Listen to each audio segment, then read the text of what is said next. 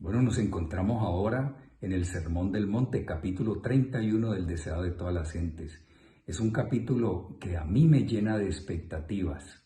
El mismo contiene una serie de principios que de alguna manera dibujan la naturaleza del reino de los cielos.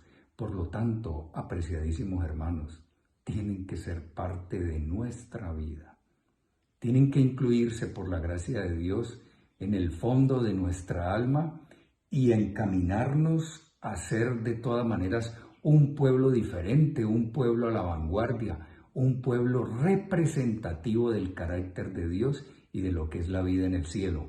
En la grabación del día de hoy nosotros vamos a tratar de introducir el capítulo, abarcar notas que son más bien de tipo general e iremos de a poco abordando algunos de los aspectos del mismo que un servidor considera muy pero muy importantes, muy bellos y estrictamente necesarios que les prestemos nuestra atención considerada.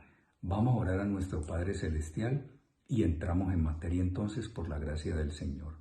Señor, muchas gracias por tu palabra, pero por favor, pedimos que el Espíritu que la inspiró ilumine nuestra conciencia y la grabe en nuestro corazón y la haga la vivencia más hermosa de nuestra vida y de nuestra experiencia en el día de hoy. Queremos amarte, servirte y estar contigo para siempre y entendemos desde ya que aquí están los principios que harán posible este deseo, que esto llegue a ser una realidad en nosotros, te lo pedimos. Quédate aquí pues a nuestro lado, en el bendito y glorioso nombre de Cristo Jesús, Señor nuestro. Amén. Apreciados hermanos, sí hubo un monte Sinaí, donde se presentó en todo su esplendor la ley de Dios. Éxodo capítulo 20 y Deuteronomio 5 hablan de ese aspecto. Pero fíjense una cosa, allí el escritor sagrado, en el versículo 1 de Éxodo 20, no utiliza la palabra ni mandatos, ni estatutos, ni mandamientos, tampoco utiliza la palabra prohibiciones y mucho menos la palabra negación. Tampoco la palabra ley. Utiliza el término palabras y eso es supremamente importante. Lo que contiene los 10 mandamientos o lo que ellos contienen y compendian no son otra cosa que la revelación de la voluntad de Dios, de la esencia divina. Realmente palabras, son palabras de Dios, los 10 mandamientos, y eso es inamovible. Hermanos, yo diría que es un derecho inalienable de toda criatura tener un conocimiento de ellos. Inclusive, apreciados hermanos, la Declaración actual de los Derechos Humanos se basó y se fundamentó o tiene como basamento los mandamientos de la ley de Dios. Y fíjense ustedes lo que esto es. Repito, la Declaración de los Derechos Humanos de alguna manera mira, se levanta desde lo que son los mandamientos de Dios. Éxodo capítulo 20. Entonces, si hubo un monte Sinaí y la promulgación de una ley para el pueblo judío de la antigüedad como el pueblo de Dios, también hubo un sermón del monte para la iglesia cristiana, para la iglesia apostólica y obviamente para el cristianismo que nació a partir de ese instante porque Jesús escogió a los 12 y pronunció el sermón del monte a oídos de una multitud, pero estando ellos en un grado de proximidad con Él.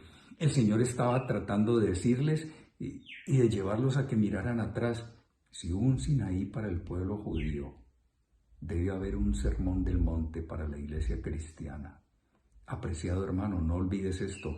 Y si hubo un Sinaí para el pueblo de la antigüedad, tú y yo necesitamos otro Sinaí, un Sinaí más bien a manera de sermón del monte, donde los mismos principios que gobiernan la vida del cielo, se presentan tanto en uno como en el otro y deben ser los principios sostenedores de nuestra experiencia si no queremos que la misma degenere en algo muy pálido y desdibujado. Oh, hermanos, el cristianismo hoy tiene que ser vivo, el cristianismo de hoy tiene que ser poderoso, la verdad de hoy tiene que ser ágil, tiene que ser dinámica, tiene que ser contundente. Nuestra historia se está terminando, hermanos queridos, y si hemos de pasar airosos esta crisis, y si hemos de estar en pie cuando el Señor se manifieste y verlo sin temor ni vergüenza, un evento de salvación tiene que haber ocurrido en nuestra alma. Y el carácter que hemos logrado desarrollar por la gracia del Señor debe estar anclado y fundamentado en lo que un día fue el monte Sinaí, pero que posteriormente fue el Sermón del Monte, la promulgación de la ley de Dios. Allá con ellos, Dios se proponía que este código los trasladase a la formidable y bendita experiencia de ser los elementos constituyentes de un pueblo o de una nación consistente, compasiva y santa, y con una conducta y un comportamiento totalmente positivo y lleno de compasión por los más necesitados, porque así como Dios se compadeció de cada uno de nosotros, los integrantes activos y dinámicos de su pueblo deberían desarrollar las mismas virtudes de su carácter.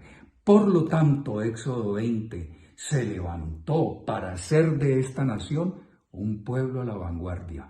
Y dentro de la constitución misma de ese pueblo que se estaba formando en ese instante, estaban los 10 mandamientos, las palabras de Dios que Dios pronunció allí. Ahora, al formar la iglesia cristiana, al ser la escogencia de los 12, el Señor vuelve a pronunciar los mismos principios que había dicho 1500 años atrás aproximadamente. Y ahí estaban los 12 a quienes Él había señalado, había invitado y los había traído un grado de proximidad para decirles que así como el interés del Padre era hacer de esta nación un pueblo a la cabeza y no a la cola, la iglesia apostólica, la iglesia cristiana, la iglesia que se fundamentó entonces y que tiene como base la justicia del Señor y la sangre del Cordero, también tendría que ser un pueblo completamente diferente. Hermanos, hay una intimidad y hay una articulación tan hermosa entre el monte Sinaí y el Sermón del Monte que tú y yo no debemos pasar por alto. Entonces, mientras vamos estudiando Mateo 5, Mateo 6 y Mateo 7, tratemos de descubrir algunos puntos que tienen que ver específicamente con la ley de Dios. Pero antes de llegar a eso, quiero proponerles algunos textos, por lo menos se me ocurren algunos en este momento. Voy a leer el libro de Deuteronomio, que dice así. Capítulo 5, versículo 29, un texto de mi predilección, hermanos. 5:29 de Deuteronomio, después de haber hablado de los mandamientos, porque el capítulo 5 del libro de Deuteronomio son los 10 mandamientos. ¿De acuerdo? Están allí más bien como compilados. Son textos paralelos con Éxodo 20 y este del capítulo 5. Y allá en el versículo 29 dice, ¿quién diera? La palabra es millitán en el hebreo. En otras palabras, ojalá. Es un deseo ferviente del corazón de Dios. Diría yo más bien es un clamor del Padre Celestial, expresado y escrito aquí, ¿verdad? Visto desde el punto de vista de la lingüística, entre signos de admiración para mostrarnos a nosotros lo clamoroso del deseo y de la voluntad del Señor en este momento. Y dice, ¿quién diera ojalá? que tuviesen tal corazón, que me temiesen y guardasen todos los días mis mandamientos, para que a ellos y a sus hijos les fuese bien para siempre. Un texto de una belleza y de una profundidad enorme, refiriéndose justamente a los mandamientos.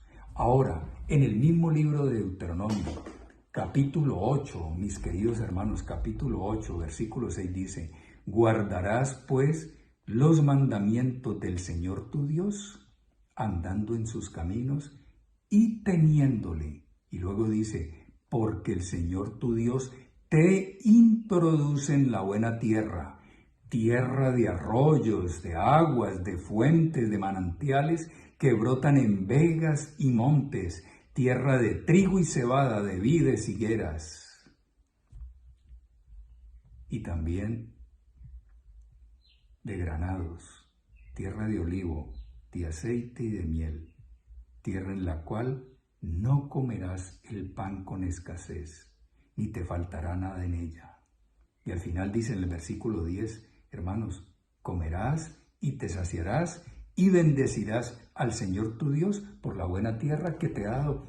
Solamente este texto, repito, Deuteronomio 8, está hablando de las condiciones que Dios le presentó a ese pueblo para poseer la tierra, que utilizando un lenguaje metafórico, un lenguaje figurado, podríamos decir, hablando acerca de la abundancia y de la generosidad de sus productos y de toda la paz que traería eso para el pueblo. Tierra que fluye leche y miel. Y para poder poseerla, está esto prologado, es decir, antecedido. Vuelvo a leer el versículo. Guardarás pues los mandamientos del Señor tu Dios, andando en sus caminos y temiéndole. Y el versículo anterior, apreciados hermanos, dice el 5, reconoce a sí mismo en tu corazón que como castiga el hombre a su hijo, así el Señor tu Dios te castiga. En otras palabras, condiciones, requisitos, promesas fieles, pero también una serie de elementos que son enteramente educadores, disciplinadores, para hacer que este pueblo rebelde, esta horda, ¿verdad?, de fugitivos, esclavos que salió de Egipto en una anarquía, hablando desde el punto de vista social, en un desorden increíble, tenía que ir siendo ajustado por la gracia de Dios a medida que caminaban y peregrinaban. Y al llegar al monte Sinaí, hermanos, ¿qué monte se levantó delante de ellos? En otras palabras, quiere eso decirnos a nosotros que para ellos como para nosotros, entre el Egipto de ellos y el espiritual nuestro, y la tierra de la promisión, la Canaán terrenal o la Canaán celestial nuestra, tiene que levantarse un monte Sinaí. Y ustedes me permiten que sea reiterativo. Y si es un monte Sinaí, considerando lo antiguo, entonces vuelvo a decirles, sería más bien un sermón del monte, considerando lo que corresponde a los apóstoles, pero también a la iglesia cristiana y obviamente a cada uno de nosotros. Miren, por ejemplo, allí en Deuteronomio, texto muy conocido, capítulo 28. Acontecerá que si oyeres atentamente la voz del Señor tu Dios, para guardar y poner por obra todos sus mandamientos que yo te prescribo hoy, también el Señor tu Dios te exaltará sobre todas las naciones de la tierra, y vendrán sobre ti todas estas bendiciones y te alcanzarán si oyeres la voz del Señor tu Dios. Y comienza diciendo, bendito, bendito, bendito y bendito. Cuando leo este texto, inmediatamente recuerdo lo que aparece en el libro de Proverbios. Podríamos regresar un poquito.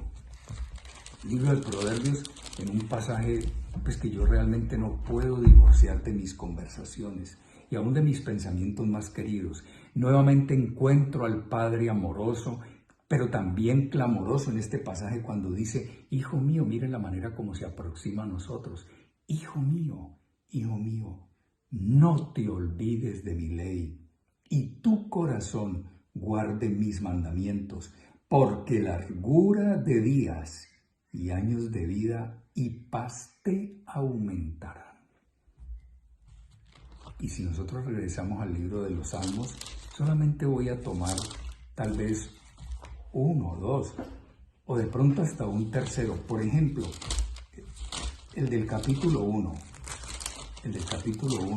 Bienaventurado el varón que no anduvo en consejo de malos, no estuvo en camino de pecadores, ni en silla de escarnecedores se ha sentado, sino que en la ley del Señor está su delicia, y en su ley medita día y noche. Será como árbol plantado junto a corrientes de agua, que da su fruto en su tiempo y su hoja no cae, y todo lo que hace prosperará. Y el capítulo 19. No puedo creer que haya tantas declaraciones bíblicas y que alguien llegue a restarle brillo e importancia a las mismas. Tampoco puedo creer que en nuestra trayectoria como adventistas de años para algunos de nosotros no hayamos podido ver la similitud entre el monte Sinaí y el Sermón del Monte.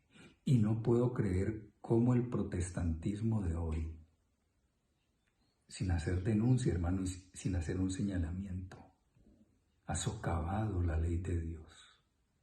Justamente en el libro El conflicto de los siglos, hablando de ese punto para este tiempo en el cual todo es anarquía y desorden, su autor inspirado dice que estos principios que deberían ser el fundamento y la estructura de todo lo que es la vida social, parece una mole tambaleante a punto de derrumbarse y quedar todo en ruinas. Porque la ley de Dios ha sido socavada. Porque desde los púlpitos se predican que no está vigente. Y todo lo que es licencia, desenfreno, corrupción, vida desvergonzada, todo lo que es la sociedad de hoy como un tobogán moral, simple y sencillamente tiene una explicación y una respuesta, que el hombre le ha sido quitada la impresión de su responsabilidad ante Dios, de su responsabilidad y compromiso con la ley de Dios. Nosotros deberíamos tener eso bien claro. Y yo les digo lo siguiente de todo corazón.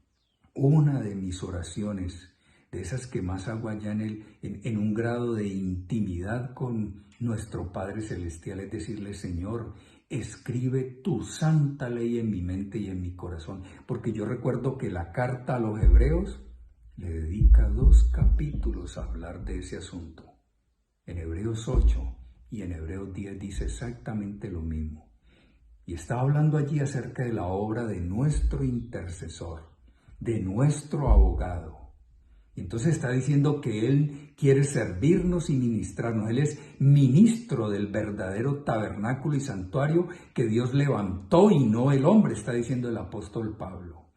Y de ese abogado, de ese sacerdote y de ese ministro se presenta entonces por la pluma inspirada del apóstol, una cosa que no admite ninguna discusión. Después de aquellos días, estableceré mis leyes en las mentes de ellos y en su corazón. Y luego dice, y nunca más me acordaré de su pecado. Apreciados hermanos, pidámosle a Dios que su ley esté escrita en el fondo de nuestra alma. Una vez esto sea realidad, tendremos nuestro monte Sinaí. Estaremos presentes en el Sermón del Monte. Y todos aquellos principios sostenidos ahí, que traen efectos benditos, llegarán a ser la realidad de nuestra vida, como Dios se propuso con su iglesia. Sal de la tierra y luz del mundo, vosotros sois la luz del mundo. Y cada una de las cosas que tenemos que ir considerando de estos capítulos maravillosos siempre tendremos que mantenerlos entonces dentro de esa ligazón orgánica y muy llena de dinamismo también, que es la ley de Dios, el carácter que se desarrolla y la experiencia, obviamente, del individuo que los vive. Al abordar el capítulo, consideremos esto. Tienen que llegar a ser los benditos resultados de nuestra vida. Les menciono uno: no juzguéis para que no seáis juzgados. Les menciono otro: la regla de oro. Todo lo que, ¿verdad? Todas aquellas cosas que vosotros quisierais que los hombres hagan contigo, así también haced vosotros con ellos. Porque esto es la ley y los profetas. Mateo 7:12. Ahora, la oración modelo, llamarle a Dios nuestro Padre, hermanos, ser trasladado a la experiencia de hijos. Mirad cuál amor nos ha dado el Padre para que seamos llamados hijos de Dios. Vosotros pues oraréis así: Padre, Padre mío, qué seguridad, qué sentido de pertenencia, qué estímulo a los centros de recompensa, hermanos, qué bienestar produce saber que tenemos un Padre. Entonces, no nos preocuparemos por qué comeremos ni qué beberemos, ni tampoco cómo nos vestiremos, porque las aves son cuidadas, protegidas, ¿verdad? El Padre pródigo dispensa estas bendiciones sobre ellas siendo animales irracionales, y cuánto más. Por lo tanto, la experiencia del hombre que vive esto ridiculiza muchas veces sus preocupaciones y las encuentra, aun cuando sean reales, pues que realmente no deberían desgastarle tanto. Oh, apreciados hermanos, qué vida radiante, qué vida abundante, qué vida generosa, qué vida feliz, cuán funcional y activa sería, cuán operante en nuestro medio sería la iglesia que se construye sobre los principios del Sermón del Monte. Qué experiencia pletórica en nuestra vida. Entenderíamos por fin por qué el buen Jesús dijo: yo he venido para que tengan vida y la tengan en abundancia. Entenderíamos cuál es el camino, sabríamos cuál es la verdad, ya estaríamos entendiendo que eso es conducente a la vida y que todo eso gira en un nombre maravilloso, en una justicia profunda, hermanos, limpia. Jesús, su sangre, su sacrificio, nombre maravilloso, justicia como la suya, sería, en otras palabras, vivir el cielo en forma anticipada. Eso nos haría una luz en este mundo, conformarse con la condición apocalíptica del capítulo 3, estado de la Odiseas, muy pobre, hermanos, criminal para nuestra alma. Conformarse simple y sencillamente con el legalismo de los fariseos y de los judíos de la antigüedad, muy pobre, hermanos, pero conformarse, ¿verdad? Ya no con lo radical y estricto, sino ahora con lo laxo, liviano, que hace un cristianismo que se conforme con la cultura, que no sea contra la cultura ni contra esta época depravada. Hermanos, el cristianismo tiene que ser diferente, el cristianismo tiene que ser trascendente, tiene que ir contra la cultura, tiene que ser contracultural, en el sentido de que no se deja permear por los valores de esta época en la cual nos ha tocado que vivir a nosotros. Viviríamos el cielo viviendo estos principios en forma anticipada, pero seríamos hijos de la revelación y de la palabra y no hijos de la cultura actual. Obviamente, seríamos elementos perturbadores, completamente impopular. Y a ese momento estamos llegando ya. Y yo me temo que no haya un reconocimiento cabal de todo nuestro corazón,